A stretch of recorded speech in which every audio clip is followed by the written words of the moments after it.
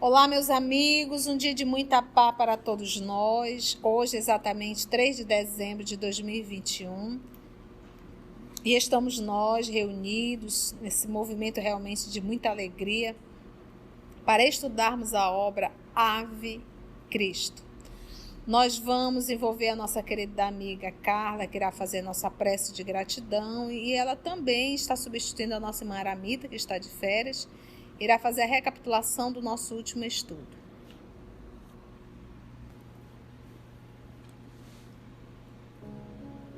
Amado Jesus, mais uma vez te agradecemos a oportunidade de estudo, de aprendizado, de nos ver em dificuldades e encontrar soluções sem termos que passar por elas.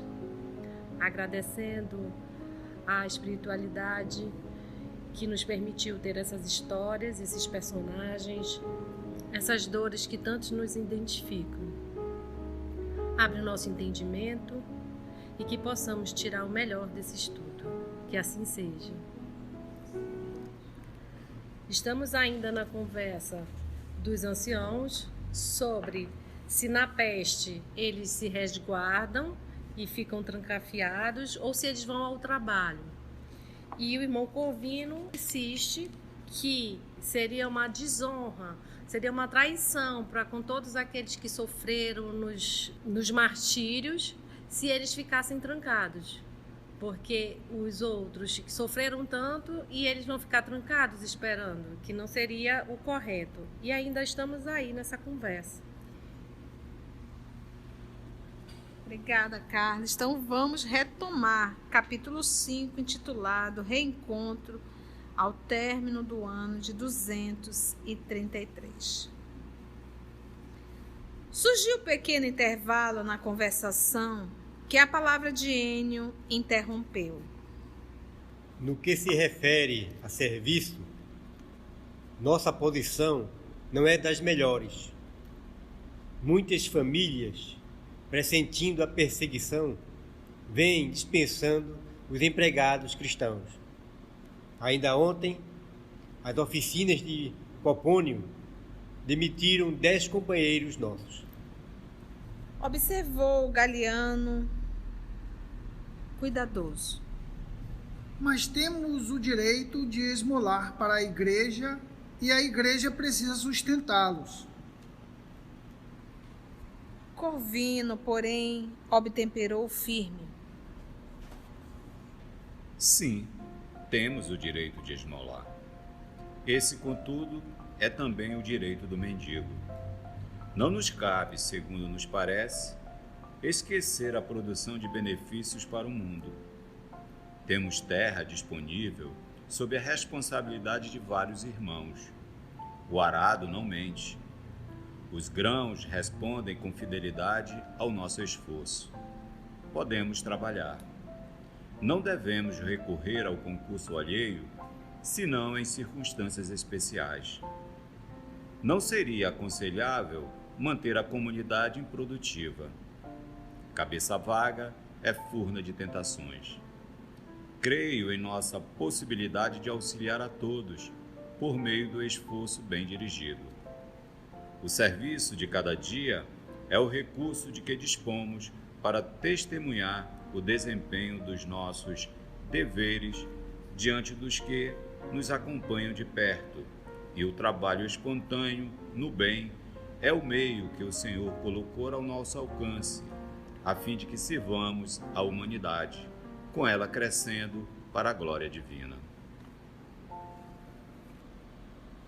Porque vocês recordam a semana passada, se a gente voltar um pouquinho, Corvino, que é o quinto varro, deu aquela lição sobre todos os sacrifícios, inclusive do nosso próprio Mestre Jesus.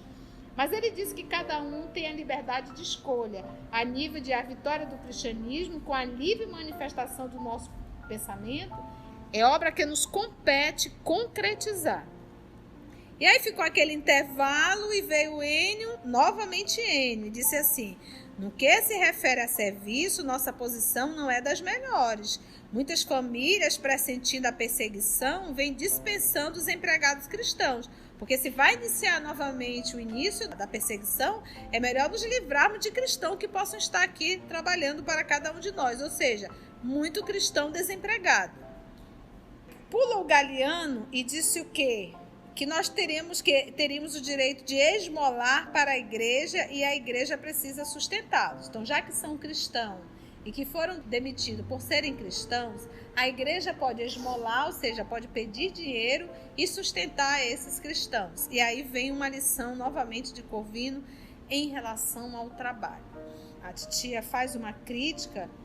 Aqui nós temos, infelizmente, eu não sei nos outros estados, mas nós temos muitas pessoas que utilizam crianças, inclusive recém-nascidas, vão para os sinais e é de dar dó de ver aqueles adultos segurando aqueles bebês para sensibilizar o coração e ali poderem receber as suas doações. É algo que me dói na alma e a gente pensa assim, dar dinheiro seria incentivar esse comércio, que chega a ser perverso, porque Manaus é muito quente. Agora até está chovendo bastante, então às vezes eu vejo crianças embaixo de chuva. E ao mesmo tempo eu me pergunto onde estão as autoridades do nosso estado.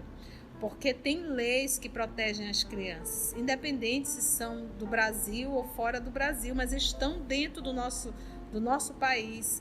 Então, às vezes a gente chama isso de caridade. Caridade seria encostar e dizer por que a senhora está aqui, o que está acontecendo, a senhora tem trabalho, a senhora quer trabalhar. Isso sim seria uma forma de resolver. Eu digo, poxa, se para nós, a sociedade, isso está algo visível, será que não está para os responsáveis? Para aqueles que são pessoas que trabalham direcionado realmente para as crianças e o adolescente? Então, até quando nós teremos esse tipo de situações críticas e dolorosas e dar dinheiro para essas crianças e para essas senhoras que se colocam usando crianças? Isso não é caridade, isso é incentivar o erro. Se quer fazer o bem, faça realmente o bem. Então aqui a ideia era, vamos pedir dinheiro para a gente poder sustentar. Olha a resposta de Corvino. Temos o direito de esmolar. Esse, contudo, é também o direito do mendigo. Ou seja, somos mendigos? Não nos cabe, segundo nos parece, esquecer a produção de benefícios para o mundo. Então, se eu for só esmolar, só pedir, qual é o trabalho que eu estou dando ao mundo? Temos terra disponível, sob a responsabilidade de vários irmãos. Então, se temos terra, por que não vai trabalhar? Porque você para pensar, eu olho para uma jovem dessa que está com uma criança na mão, que deve ter 20 e poucos anos no máximo. Perfeita! Gente, casa para limpar, terreno para limpar, roupa para lavar, serviço nunca nos falta. Temos terra disponível sob a responsabilidade de vários irmãos. O arado não mente. Plantou, trabalhou, o arado responde. Se você tem um terreno vazio, o que aquele terreno está te dizendo? Qual é a verdade que ele está te dizendo? O povo aqui não planta, é preguiçoso. Mas se você chega ali naquela terra, produzindo plantas, tudo, qual é o recado que aquela terra está te dando? O povo aqui trabalha. Porque se você entra no jardim, você vê tudo florido, você não pensa que ele faz o serviço sozinho. Alguém está mantendo aquilo ali.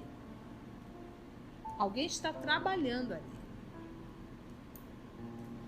Os grãos respondem com fidelidade ao nosso esforço. Plantou milho, vai colher. Soja vai colher. Arroz vai colher. Feijão vai colher. Café é só plantar. Podemos trabalhar.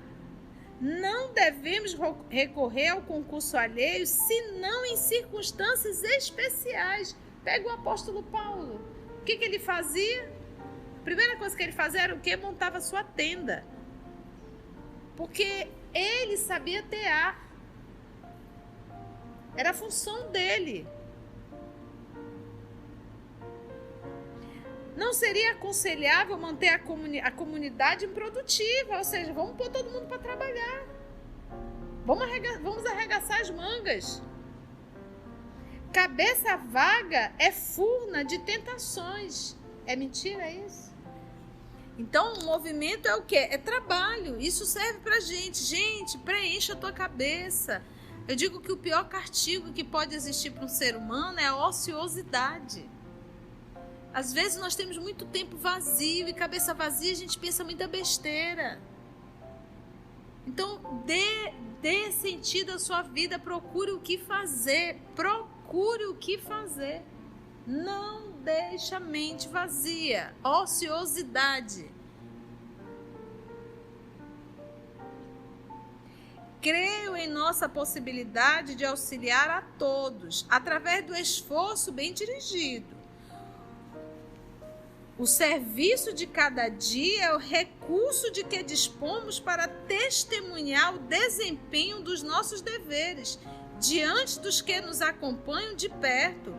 E o trabalho espontâneo no bem é o meio que o Senhor colocou ao nosso alcance, a fim de que sirvamos à humanidade, com ela crescendo para a glória divina. Então, por que Chico Xavier se tornou esse ser conhecido mundialmente?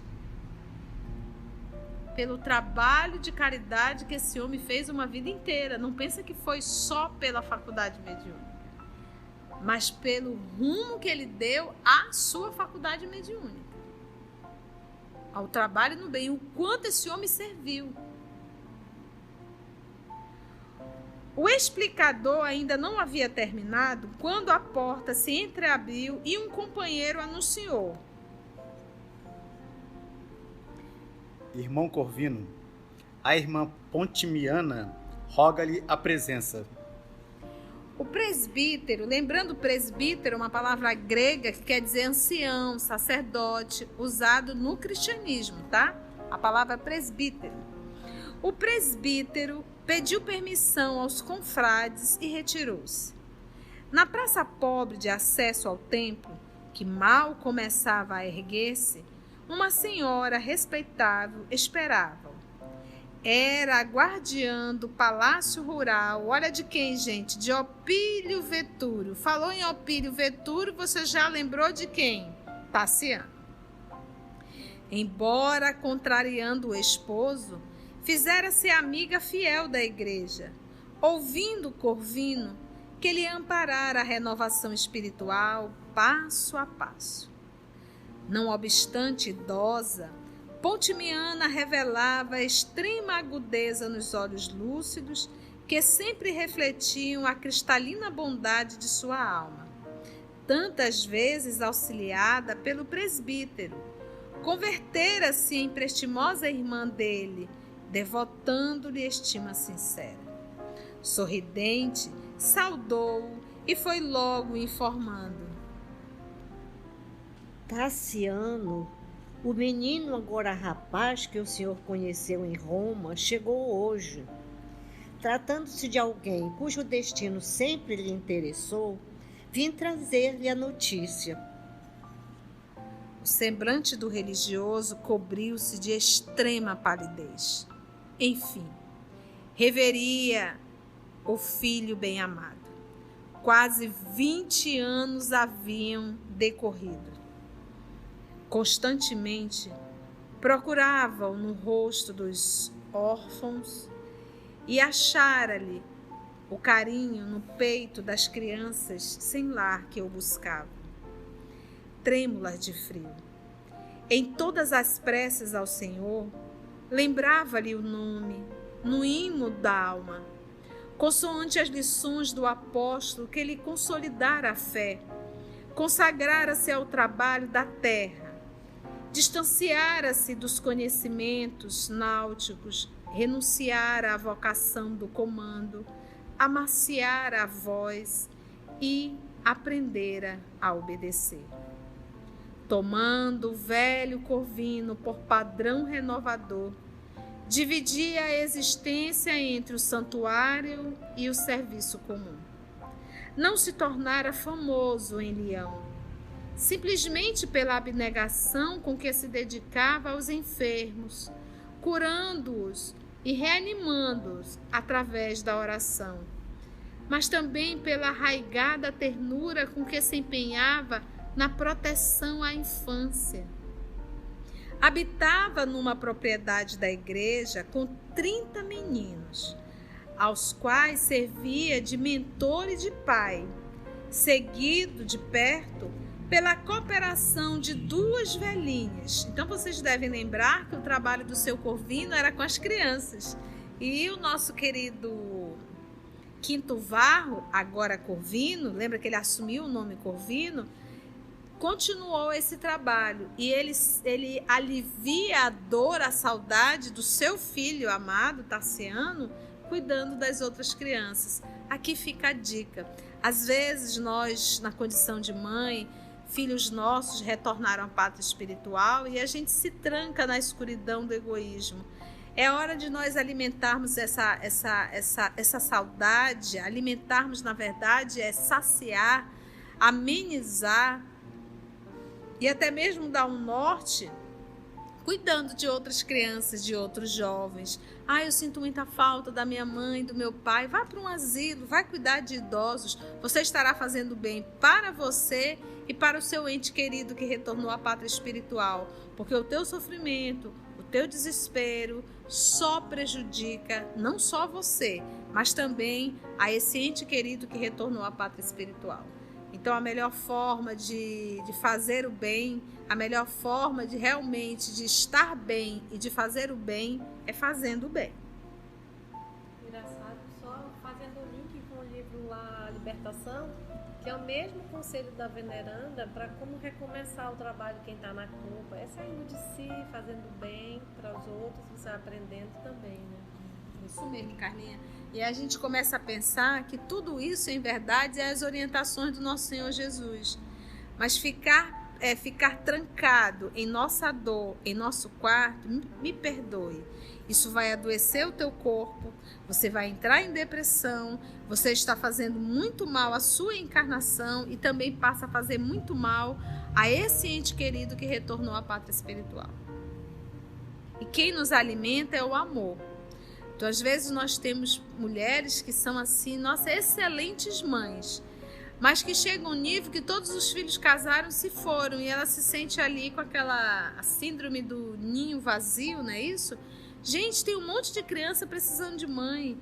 Então, faça esse movimento, porque você tem esse amor para dar, você tem essa energia materna. Então, vá para um orfanato, ajude, cuide. Nisso você vai estar se plenificando. Vamos ver então como está o nosso Corvino agora. Quinto Varro, convertido em presbítero, encontrara nos pequeninos o alimento espiritual da alma saudosa. Apesar da prevenção reinante contra a igreja, a cidade respeitava. Os pobres e os infelizes rendiam-lhe rasgado preito de amor. Mas não era somente grande no apostolado da fé. Agigantara-se em humildade, fazendo-se o jardineiro-chefe de 5 residências patrícias, ou seja, de romanos. Orientava os escravos com tanta mestria no preparo do solo e na educação das plantas que conquistara não apenas significativo salário, mas também admiração e preferência. E lembra quando ele estava em Roma, ele não conseguia se estabelecer profissionalmente, lembra disso? E nós sabemos que um dos responsáveis era o próprio Vetúrio. A casa senhorial de Vetúrio incluía-se entre as mansões aristocráticas cuidadas por ele. Lembra que para Vetúrio e para sua esposa Cíntia Júlia, ele está morto. Mas quem morreu no lugar dele foi justamente o senhor Corvino. Lembra disso lá na embarcação? Então, Para todos, inclusive para Tassiano, o pai está morto. Agora, o que foi dito a Tassiano? Que quem matou o pai dele foram os cristãos. Lembra sempre disso, para a gente entender a raiva de Tassiano pelos cristãos.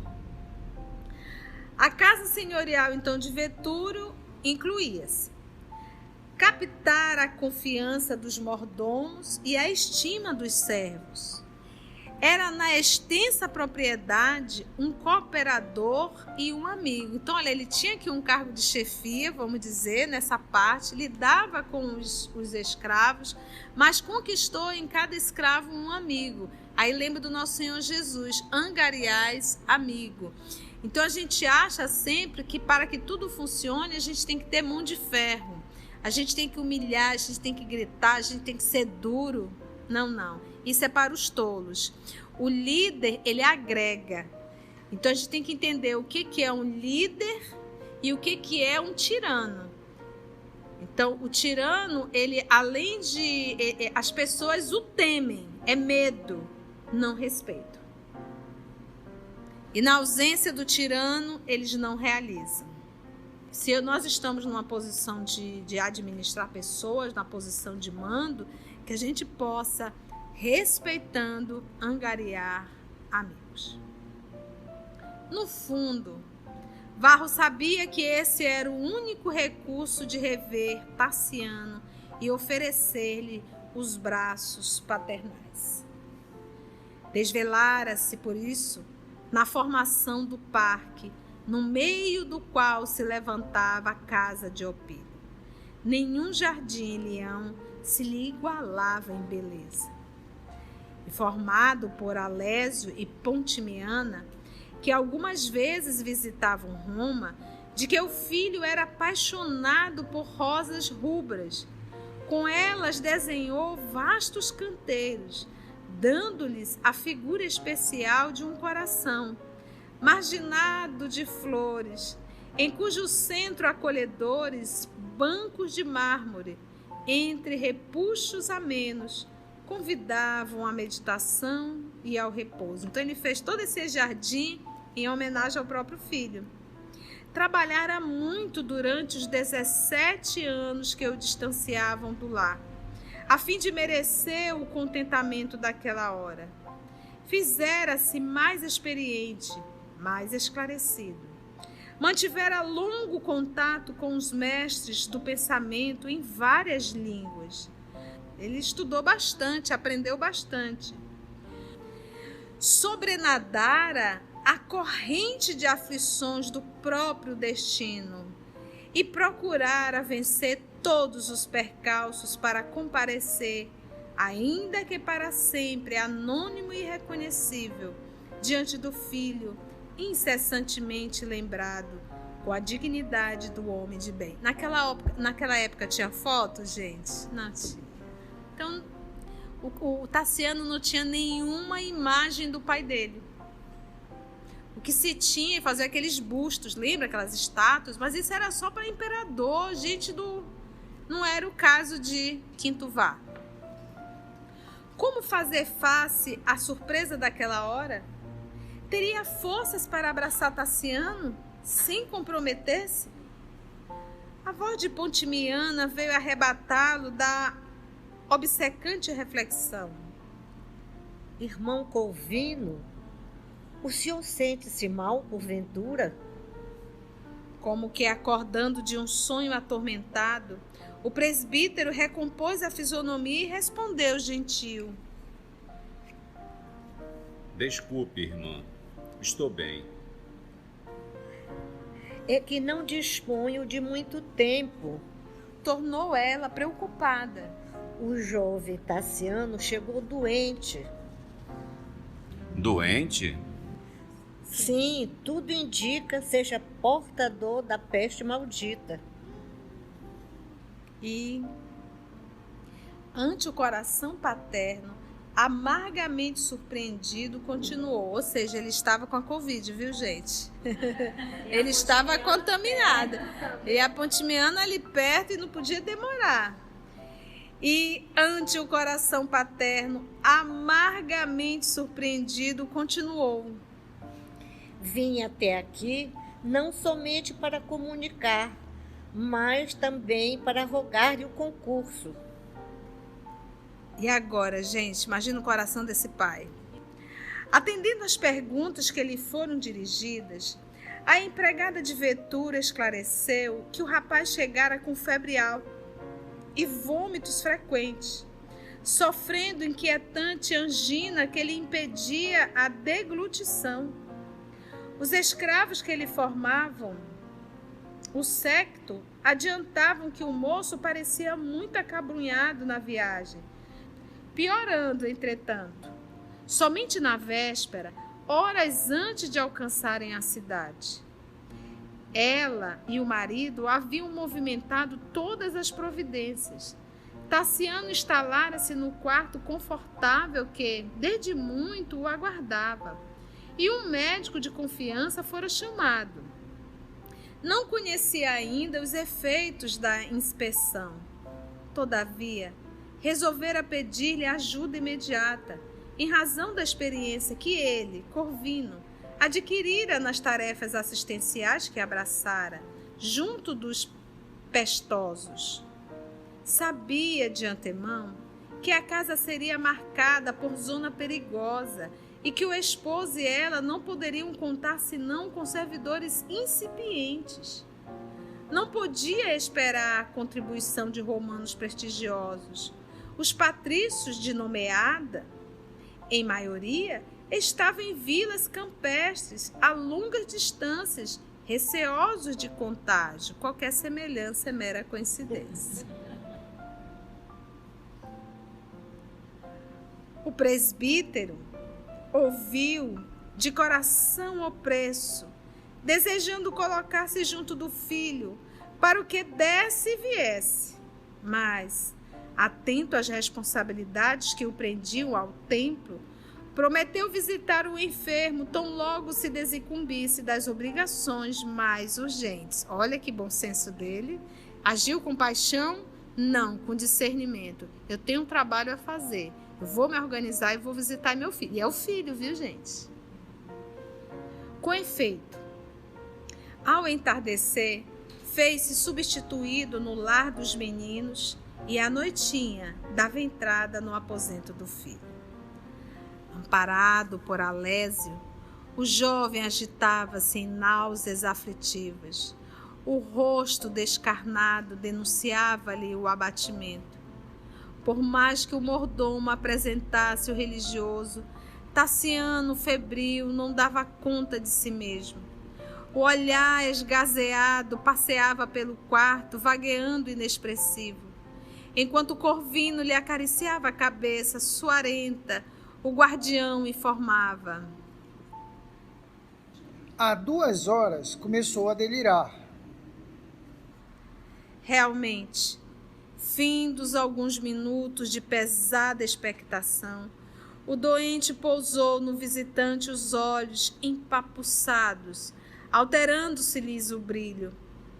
Indisfarçável interesse se lhe estampou na máscara fisionômica. Contemplou demoradamente o presbítero, qual se houvesse enlouquecido e, tentando afastar a delicada cobertura, bradou. Quem trouxe a informação da morte de meu pai? Onde estão os escravos que o assassinaram? Malditos, todos serão mortos. O benfeitor dos enfermos, colhido a queima-roupa por semelhantes palavras, recorreu à prece para não trair-se. Pálido e semi-aterrado, porque olha o que ele disse, né? Quem trouxe a informação da morte de meu pai? Onde estão os escravos que o assassinaram? Malditos, todos serão mortos. Então, ele, pai, está ali na frente ouvindo, né? Então ele aguentou firme. Pálido e semi-aterrado, orava em silêncio, enquanto Tassiano, como se entrevisse a realidade dos desvarios da febre, prosseguia gritando. Conduzamos a galera até Cartago. Não posso recuar. Conhecerei a verdade por mim mesmo. Faremos um inquérito. Punirei os culpados. Como puderam esquecer tamanho delito? Disse-me Opílio que há muitos crimes na sombra e que a justiça é incapaz de todos os reajustes. Mas serei o vingador de meu pai. Quinto Varro será reabilitado. Não perdoarei a ninguém. Aniquilarei todos os patifes. Nós temos que entender que ele está aqui numa febre, delirando, mas ele está colocando, exteriorizando as dores que ele carrega. Como é que eu posso dizer? A sua emoção. Então a gente percebe a desencarnação do pai é algo que marcou muito. E nesse momento de febre alta, ele está ali expondo. E ele conversou com o Opílio, né? Dá a entender que ele conversou com o Opílio sobre o crime. E o Opílio disse, tem muito crime sem justiça, sem punição, não dá para cobrir tudo. Parece, aí deixa entrever que algumas vezes eles conversaram sobre isso. Sim, né? com certeza. Ele deve ter. Alguém contou a história para Ele ele. está revoltado com essa situação. Né? Está revoltado com a morte. O pai foi assassinado. Na cabeça dele, o pai foi assassinado. E seria, mas infelizmente, quem mandou está bem pertinho dele. Ele está dormindo com o inimigo, como diz. Preocupado, talvez, com a estranheza do irmão Corvino, o esposo de Pontimiana falou-lhe reservado. O rapaz, fora de si, lembra-se do pai assassinado há muitos anos, por escravos nazarenos, na embarcação que o conduzia para a África, em missão punitiva. E provavelmente porque o interlocutor apenas se manifestasse através de monossílabos, acrescentou: Quinto Varro era o primeiro marido da patroa. Consta que viajava rumo a Cartago, incumbido de providenciar o castigo de vários cristãos insubmissos, quando foi apunhalado por servidores irresponsáveis e inconscientes. Arejou um dos lençóis que envolviam o paciente e prosseguiu. Pobre menino, embora educado por Vetúrio, qual se lhe fora filho, revelou-se desde cedo atormentado pela memória paterna. Em seguida, baixou o tom de voz e, abeirando-se cuidadoso do presbítero, observou, deixando-lhe perceber o constrangimento com que o recebia na intimidade. A morte de Varro acirrou na família, como é justo, o ódio ao cristianismo. Tassiano foi criado pela genitora na extrema veneração às divindades. A senhora costuma dizer que preparou o filho para combater a mistificação galileia e não oculta o propósito de fazê-lo sustentáculo da munificência imperial. Respeito, assim, a sua cooperação, na qual Pontimiana deposita a maior confiança. Contudo, sinto-me no dever de rogar-lhe cautela, a fim de que o rapaz não se sinta ofendido em seus princípios. O abnegado irmão dos pobres não se surpreendeu com a observação. Não obstante sentido, agradeceu a advertência, que não faria para demorar-se ali, junto ao doente que ansiava por asilar nos seus braços. Ocupou-se, carinhoso, em ministrar as beberagens indicadas pelo facultativo, ou seja, pelo médico, esforçando-se com todos os recursos de que dispunha na enfermagem completa. Tassiano piorava sempre. Noite alta, Alésio e a esposa se recolheram, recomendando a 3 escravos prestimosos se revezassem no trabalho noturno de assistência. O irmão Corvino, porém, não arredou o pé do leito. Demorava-se o moço na fase culminante da febre insidiosa. A escarlatina complicada atingira o período de invasão. Cenas do próximo capítulo.